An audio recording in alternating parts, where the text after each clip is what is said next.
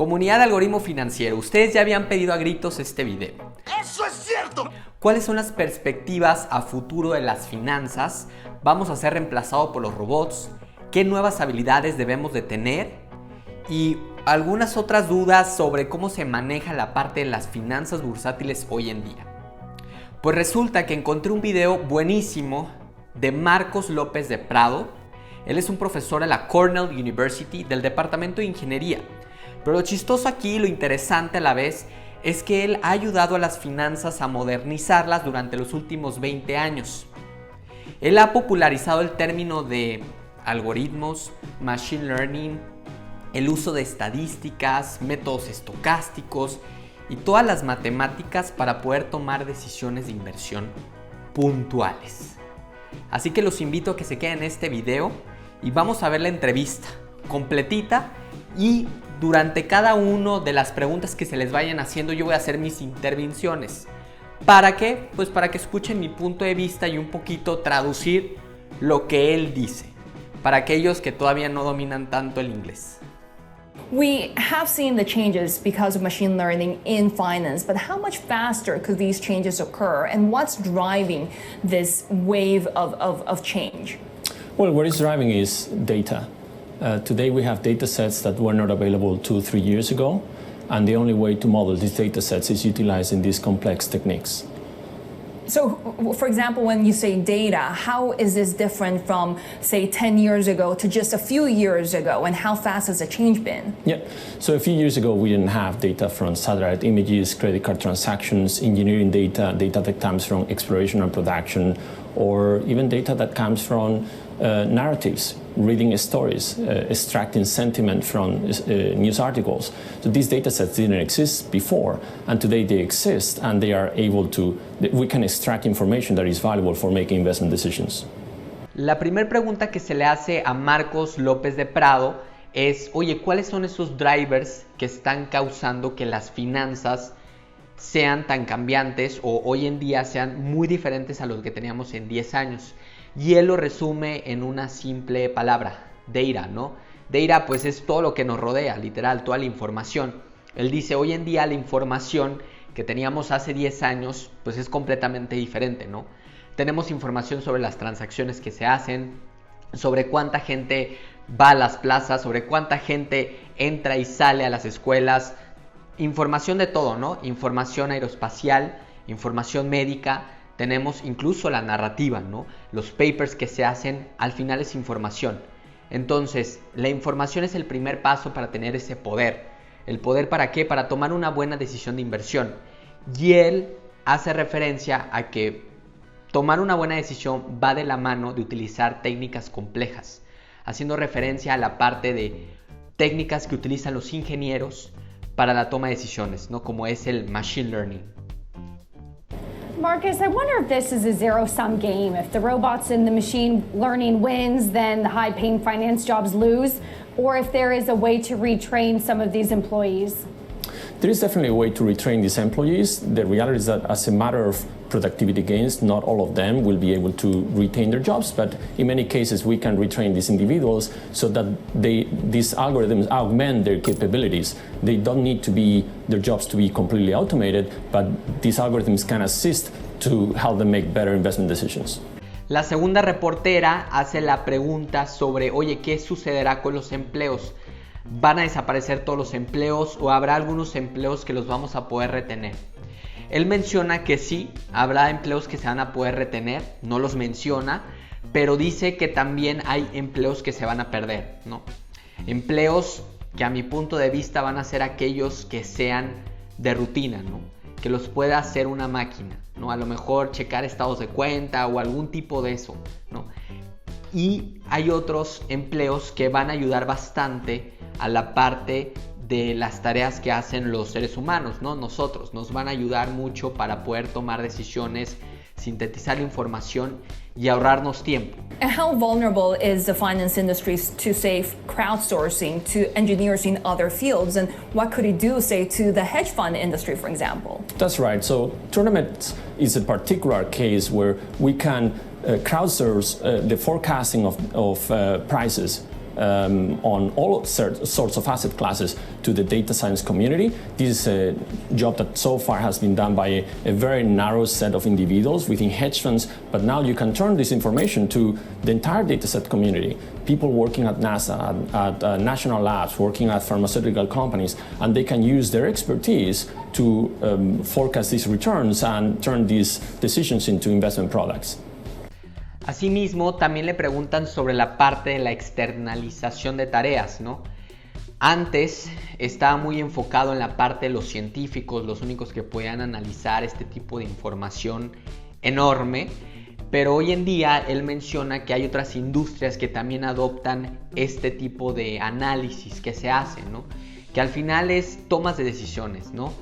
Vemos que en la parte de los gestores de inversión, pues son los que toman la decisión para saber en qué empresas invertir. Pero al final también la industria farmacéutica, la aeroespacial, también requiere de información, ¿no? Y esa información al final la utilizan para sus propios proyectos y beneficios que van a terminar, obviamente, beneficiando pues a toda la comunidad. Marcus, I found it fascinating in your testimony when you were talking about Renaissance Capital, for example, which has been one of the early adopters of machine learning, average annual returns of 35%.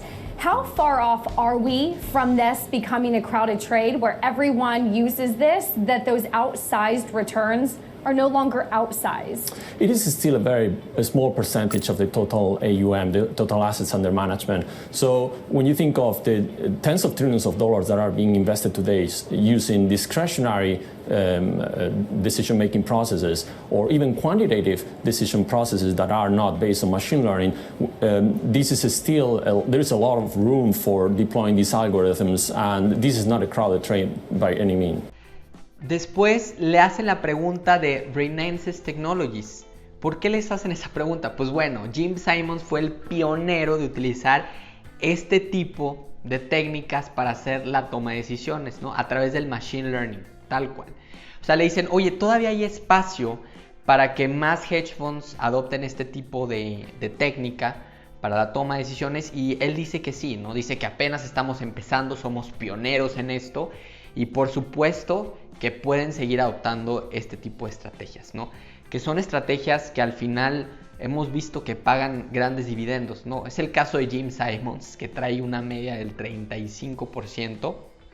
Y bueno, solamente ahí para que se den una idea de lo que se puede hacer con este tipo de información, ¿no? Sabiéndole interpretar correctamente. And of course, we're seeing investments not only on skilled individuals, but also on students, right? You have to train these students to actually go and work with the data and the algorithms. What happens if you continue to see these US-China trade tensions and you educate them here, and then visa procedures become harder, all of these people leave the United States? Yeah, so this is one of the concerns that I think many professors we have, especially at technical disciplines. 90% of our students are here on a visa. And most of these students will graduate, they will not be able to stay in the United States. And as a result, we are essentially training our competitors. How many of your students come from abroad? More than 90%. And they all have to go back? In most cases, if they don't get a job within months of graduation, they will be invited to leave the country.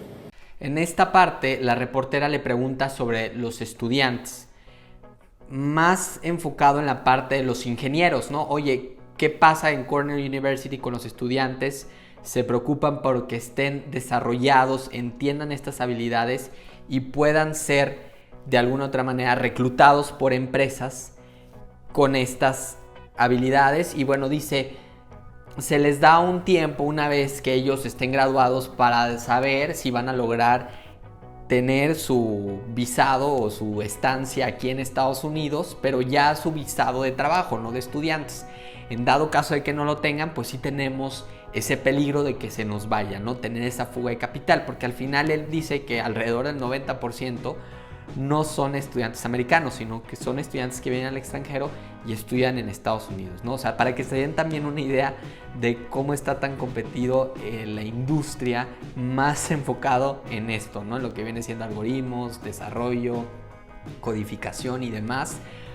Para aquellos que se quieren ir o están interesados en irse a Estados Unidos, vayan tanteando cómo está el agua, ¿no? What's your prescription for success here? Do we all just need to become coders? No, I don't think so. When you think of the agricultural industry, there is a lot of automation going on today with self-driving cars, with sensors, with drones. Farmers didn't need to become coders. What they need is to adapt and be able to interact with this technology. And the same will happen with finance. The essence of finance is data.